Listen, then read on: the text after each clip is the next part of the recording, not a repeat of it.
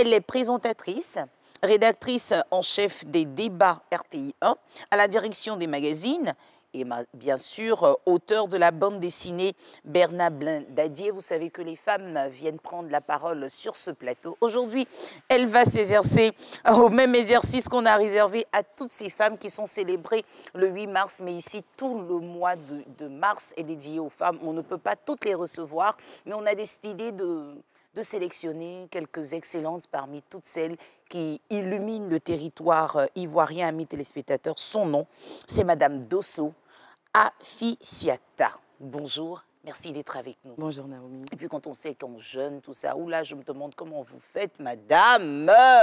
C'est pas évident. Présenter le JT à 23h, bosser toute la journée, aller s'apprêter pour la famille, Oui. revenir au travail. Vous dormez à quel moment? On essaie de trouver un petit temps entre deux activités et puis voilà, on profite. Ma chef, faut dire tu dors pas, c'est mieux. En ce moment-là, c'est Dieu qui te soutient, Ouais, c'est Dieu qui te pousse. Effectivement. Alors, 8 mars, est-ce qu'on peut dire que les choses ont évolué pour cette année? Est-ce que les choses ont changé, les choses ont bougé comme tu le souhaitais? Permets-moi de te tutoyer. C'est vrai qu'à la télé, on devrait se tutoyer, mais nous sommes sœurs depuis longtemps. Effectivement. Alors, est-ce que tu penses que les choses bougent pour la femme en Côte d'Ivoire? Oui, et les choses bougent, effectivement, c'est visible, même si dans le fond, il y a encore des efforts à fournir.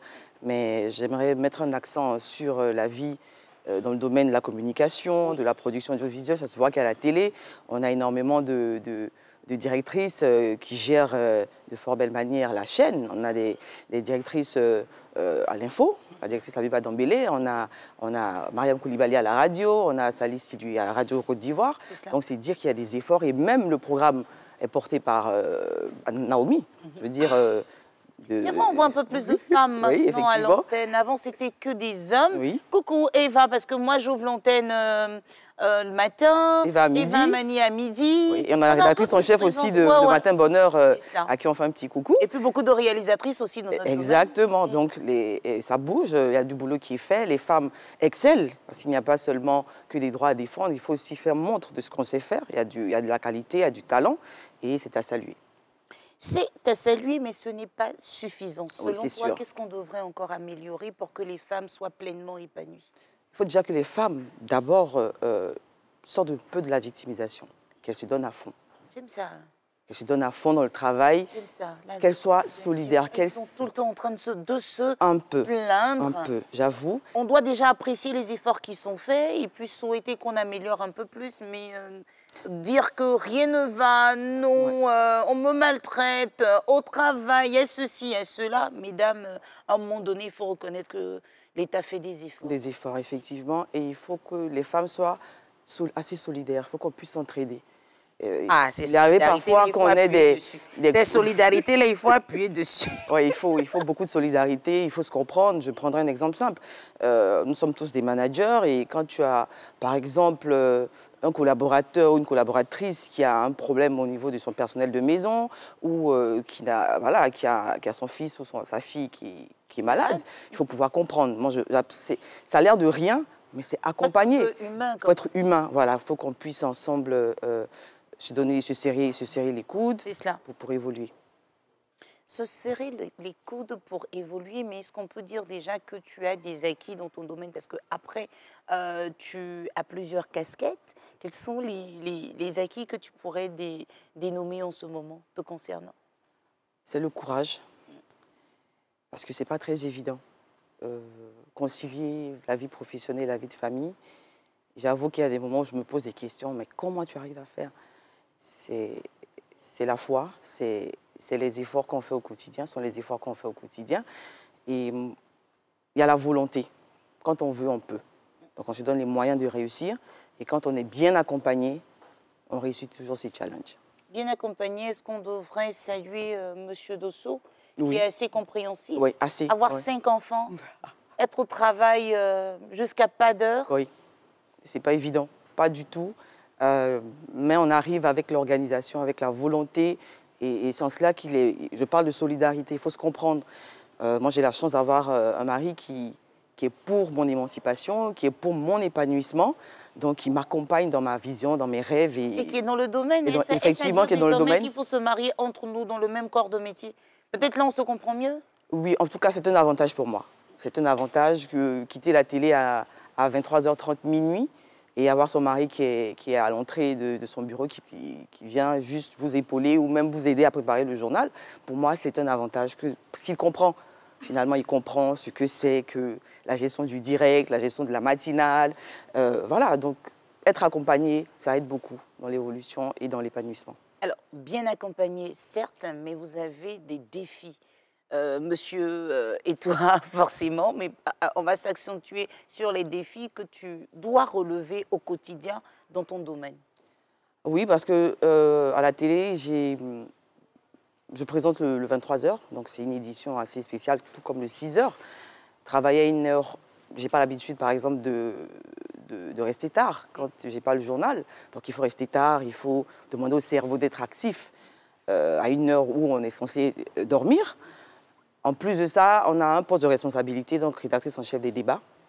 On a sous notre coupole des programmes tels que RTI1 reçoit, donc des programmes avec des ministres. Donc ça demande une grande concentration. Mais encore une fois, on a la chance d'avoir des managers, un responsable qui comprend, qui est à nos côtés, qui nous aide, qui nous accompagne. On a des collaborateurs aussi qui comprennent la portée du travail qu'on fait, donc qui nous accompagnent et c'est salutaire. Donc encore une fois, la solidarité, l'accompagnement, la collaboration, la franche collaboration nous aide dans l'accomplissement de nos tâches. Présentatrice, rédactrice en chef des débats de la chaîne RTI1 et auteur. Pourquoi l'histoire de cet homme qui a marqué de son empreinte, de la plus belle en tout cas, l'histoire de la Côte d'Ivoire, Bernard Dadier, le géant de la littérature ivoirienne? Pourquoi une bande dessinée? Déjà parce que les écrits de Dadier n'étaient pas accessibles aux tout petits. Donc on a décidé, nous, de mettre en avant des personnalités influentes de la Côte d'Ivoire à travers un livre.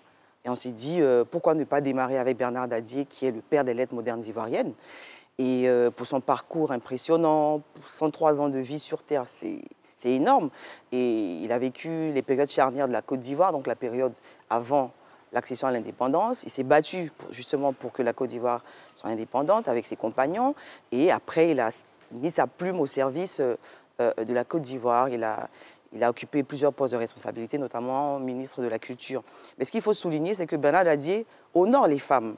Parce que vous avez la célèbre marche des femmes de Grand Bassam. Quand on sait ce qu'elles ont apporté en Côte d'Ivoire, Bernard Dadier leur rend hommage. Donc, pour nous, au-delà du personnage Bernard Dadier, il y a aussi l'hommage qui est fait aux femmes et c'est salutaire. Mais une bande dessinée avec l'histoire de Bernard Dadier, comment ça pourrait influencer les jeunes filles? Justement, parce que aujourd'hui, les jeunes filles occupent plusieurs postes de responsabilité. Donc, dans l'éducation, il faut d'abord qu'elles soient cultivées et qu'ensuite, elles s'inspirent de son parcours. Il a utilisé sa plume pour faire parler pour défendre ses idéaux. Il a traversé, il s'est cultivé, il a traversé plusieurs étapes charnières. Et je disais tout à l'heure que la célèbre marche des femmes de Grand Bassam. Voilà, donc ces femmes se battaient pour justement la libération de leurs époux, mais au-delà de la Côte d'Ivoire. Donc c'est dire que les femmes doivent connaître leur potentiel, elles doivent accompagner leurs époux, mais au-delà, œuvrer pour le développement et l'émergence de la Côte d'Ivoire. Les femmes de ses compagnons décident alors de manifester pour la libération de leur mari. Oui. À elles se joignent de nombreuses autres femmes et s'ensuit la célèbre marche des femmes sur Grand Bassam. Ce jour carcéral inspire Dadier puisqu'il y écrit le poème Le corbillard de la liberté, mais surtout le recueil de poèmes Afrique debout. Est-ce que ce ne sont pas des textes un peu trop soutenus pour des enfants de 9 ans? Après, il faut pousser les enfants à l'excellence. Les enfants sont très éveillés aujourd'hui. Ah ça? Ah oui. Voilà, donc on essaie au mieux de les accompagner. Et cette œuvre est aussi adaptée aux adultes. Donc un parent qui achète l'œuvre peut expliquer, justement, peut encadrer. Il n'y a pas seulement qu'acheter un livre pour un enfant, il faut pouvoir l'encadrer, le pousser à utiliser son dictionnaire, à chercher de nouveaux mots. Donc les mots ont été vraiment choisis avec la maison d'édition. On a vraiment travaillé à rendre ces écrits accessibles aux préados et qui pourront grandir avec ce livre. On va s'arrêter à Bernard Dadier ou d'autres livres sont en train d'être préparés? Oui, c'est une collection, donc nous travaillons en ce moment sur une œuvre et on essaiera de mettre en avant une personnalité influente qui a œuvré pour la sauvegarde de l'environnement. Ben dis donc, Afisiata Dosso, qu'est-ce qui te fait courir? Parce que finalement, je me plaignais, je dis, mais avec toutes tes responsabilités à la RTI, avec la famille, tu n'as pas le temps sûrement de te reposer convenablement. Et là, tu trouves le temps d'écrire. Donc, j'ai pas à m'inquiéter, en fait. Tes Non, fans n'ont pas à ouais, en fait, non, s'inquiéter. pas du tout, parce que pour moi, écrire, c'est me distraire, en fait. Ça concourt à la distraction. Oui, parce qu'on s'évade, on fouine, on cherche. Et il faut joindre, pour moi, il faut joindre l'utile à l'agréable. Donc, on essaie au mieux d'être actif. Et quand on a des enfants, j'avoue qu'on essaie au mieux de laisser un héritage. Et pour moi, écrire, laisser des œuvres aideront certainement mes enfants dans leur évolution. Et ils seront plus tard fiers de leur maman. Et comment tu penses que ta vie pourrait influencer ces jeunes dames qui nous suivent en ce moment? Parce que pour moi, il ne faut rien lâcher en fait. Pour moi, il faut s'accrocher. Pour moi, il faut... Enfin, le pouvoir, il faut le prendre en fait. Et avec le travail. Moi, j'ai un parcours assez atypique à la télévision ivoirienne. Donc, j'intègre en 2013 la télé. Et en 2019, j'ai un poste de sous-directrice. Mais c'est à force de travail, je pense que mes responsables, les différents responsables, notamment Joseph Fondiou, pourront le dire, c'est le travail, c'est le courage, c'est des sacrifices. Moi, malgré mes grossesses, je travaillais à la télé. Je pense que tout le monde me voyait. Donc, il ne faut pas se donner de limites. Il faut aller, il faut foncer.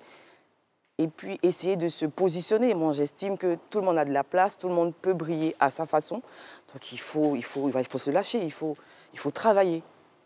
Il faut se lâcher, il faut travailler, il ne faut pas avoir de limites. C'est ce qu'on retient de l'histoire de Afisiata Dosso. Je vais dire le nom de papa, Karamoko. Oui. Voilà, on ne va pas laisser tout l'honneur à monsieur Dosso. Présentatrice et rédactrice en chef des débats RTI 1 et aussi auteur. Vous pourrez retrouver son ouvrage toujours disponible. N'est-ce pas, je Bien pense, sûr, bien sûr. pour les enfants. Elle a dit les enfants, mais moi j'ai envie de dire de 9 à 100 ans. Oui, effectivement. Tout le monde peut se faire plaisir avec cet ouvrage qui relate l'histoire de ces grands hommes qui nous a marqués. Merci beaucoup.